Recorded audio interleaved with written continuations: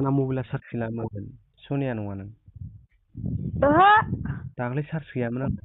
Of जालांनाया आं सोरनावथ' सोरथो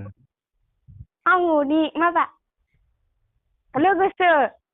अ दाख्लैबो बिदि होनदों दा लोगो जमा थाना रायलायलायनाया ओहो आं थायाखै नों थायाखै ओहो आं मियासो हायदों हस्टेलनिफ्राय आयै नंगौ अन्थाव अथावसो बेलाय बेसेबां फरायो नोंलाय हा सेकेन्ड इयार सेकेन्ड इयार औ आयै ओमफ्राय मबाइलालाय सोरनि बेलाय बियो आंनि फन आरो ओमफ्राय माबा सिम आंनि आरो आयै ओमफ्राय नोंसिना मा जायगा होनदोंमोन नोंसिना मा जायगा होनदोंमोनलाय दाख्लै खोन्थानायाव बावबायलां अजलगुरि अजलगुरि ओ मा डिस्ट्रिक्ट अदालगुरि डिस्ट्रिक्ट आरो मा डिस्ट्रिक्ट जानांगौ अदालगुरि ना अजगुरि अदालगुरि अ माय गड आं बिदि मिथिखायोबा मानसिफोरनो सारौ मा मा मोनलाय होमबा हा नोंना सनिया नङा होमबा ओहो मा नाम आंनि नामा मा नाम रिया एक्ट्रिसनि नामखौसो खोन्थाहरबाय नामा मा गोसोखांनानै एक्ट्रिसनि नामखौसो खोन्थाहरबाय नामा ओ एक्ट्रिसनि नामखौसो खोन्थाहरबाय नामालै रिया आंनि नामा रिया रिया ओ नामाबो बिउटि माथोआबो बिउटि जाखागोन जागोनथ' गोसथो जागोनबो नामा ओमफ्राय बे सनियाखौलाय मारै मिथिबाय ओमफ्राय बे नाम्बारखौलाय मारै मोननाय नङालै नोंखौ गोसथो जागोनबो नामा होनदां ओहो नोंना दंखायो बयफ्रेन्ड बहानिलाय बयफ्रेन्डआलाय हे गामि खाथिनियानो मा मावो बयफ्रेन्डआलाय मा मावनांगौ स्कुल फरायदों बुजियो नामा जि स्कुल फरायनायावसो लादों गोसोथोनाय गैयाबा नोंखौ लानोसै आं होद ला ओमफ्राय सनिया नालाय दंना गैया गैया दायो बियो माबासो थांदों मायाव थांदों हैयाव आबैलानाव मा लायदों आबैमोननावलाय बेयावनो थायो बियो ओमफ्राय सनिया नालाय गोसथोनाय दंना गैया दोङोदां रायलायो हे होमबालाय आं माथो सासेबो मोननाय नंला नामालै हा सनियाखौ मोनला नोंखौ मोनला सासे मोननाय नंला नामा होमबा ओहो थोद मोना बाराबा सानैखौबो खावनासो लायगोन आं जायो जाया बाराबा नोंखौबो सनियाखौबो लाना फैगोन थाङालै ट्राकजों लाना फैगोन रा ट्राकजों हा ट्राकजों लायगोन ट्राकजों नोंलाय अबेनि आङो आङो बिस्वनाथ सारिआलिनि बिस्वनाथ सारिआलि बिस्वनाथ सारिआलिलै फैफेरबाय नोङो ओहो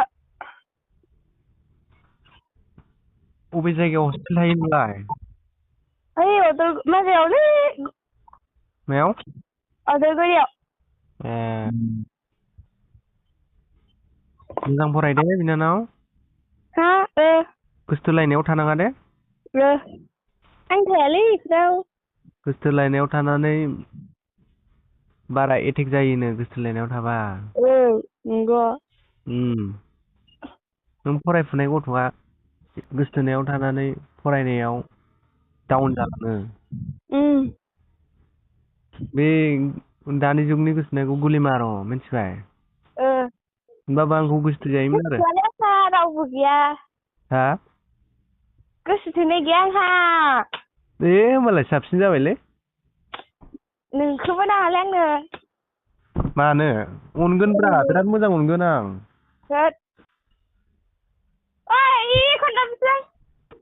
माबायदि अननाय नांगौ नोंलाय अननानै आंखौ हाइ लेभेल ना डाउन लेभेलनि अननाय नांगौ मा हा मा सोर रायलायखोरा फंबाय ना बिदा फंबायलै फंबाय ए मा होनदों फंबायालाय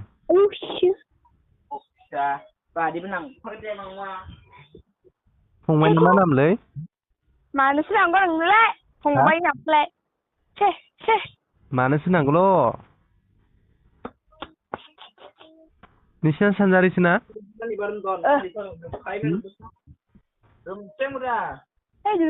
खौ नायाखै नामा? मा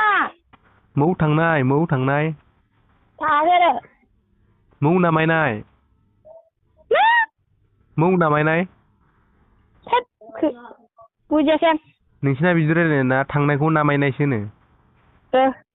उम उम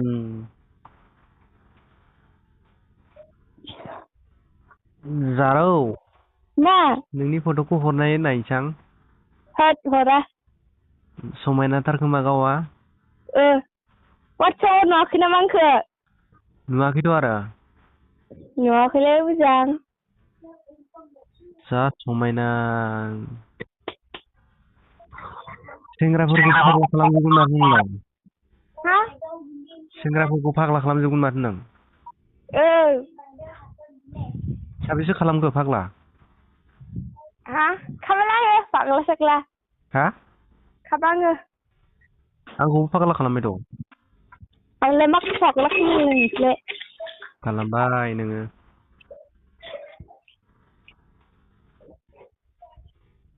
बेसेबां बैसो जाखोलै नों जारौ हा 19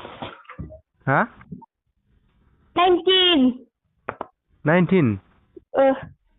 जाब मिलायखायो माथो होनबा आंजों नोंलाय बेसेसो दाना जाबाय 22 जाबाय आयु मा आयौ इसां 22 ल'खौनो आयौ होनबाय 25 बोसोरनिखौ मोनबासो हैस नाङालै आंनो 30 बोसोरनिखौ मोनबासो नोङो लायलां आंखौनो आयौ होनबाय हा आंखौनो आयौ होनबाय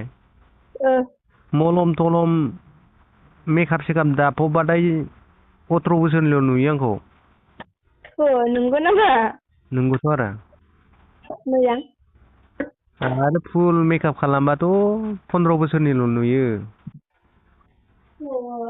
नोंनिफ्राय उन्दैसो नुबावगोनसो आंखौ गोसोथोफ्लांबाय थागोन नों आंखौ मोनथिसे जारौ जारौ मा खालामदोंब्रा जारौ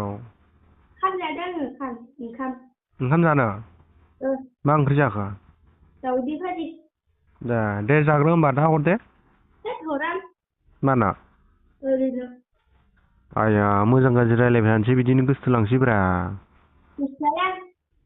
जाया लाइनाव थाबासो लाइन जालांगोन दा नों आंनि बिब'सो जागोन मालाय हा नोंसो आंनि आदा जागोन नंगौ नोंखौ उन्दैथार खोनादोंलै 12 बोसोरल' खोनादों मानसिफोरा बिदिनो बुंखायो आंखौ मानसिफोरा बिदिनो बुङो नोंमारगौ खोमादां नङा नोंना बिनानाव बिब' दंना गैया दङ बिनानाव सासे ओमफ्राय बिब' गैया बिनानावा खै बोसोर जाखो हा 10 ए बिनानावा एसे देरबाव बिनानावखौसो लागौमोन आं उन्दैसो एसे 18 बोसोर जाबासो लासिगौमोन आं नंगौ नामा मा जाखो कल कर रहा है यार मुझे रुक जा दे